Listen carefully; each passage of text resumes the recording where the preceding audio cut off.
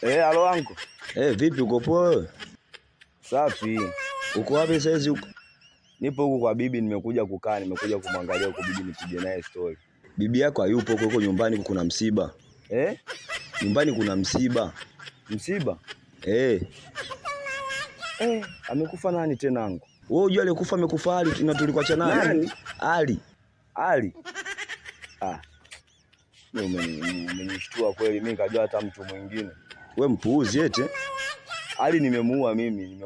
Wewe ulisema kwamba jini Ali ni ngumu, kila mtu apambane na hali yake. Sasa mimi nimeenda kupambana na Ali, akaja anataka kupambana na mimi. Nikaona nimuue ili maisha yamepele. Hivi una akili kweli wewe? Sasa kwani anko nimefanya makosa? Wewe usema kila mtu apambane na hali yake. Mimi nimepambana na Ali kanishinda, nimeamua kumuua. Njoo nyumbani sasa hivi, njoo nyumbani. Mimi sirudi bana. Mimi si ushachukia wewe, mimi narudi kufanya. Mimi nimemuua kwa sababu sema kila mtu apambane na hali yake. Nimesema njoo. Njoo nimesema sasa hivi.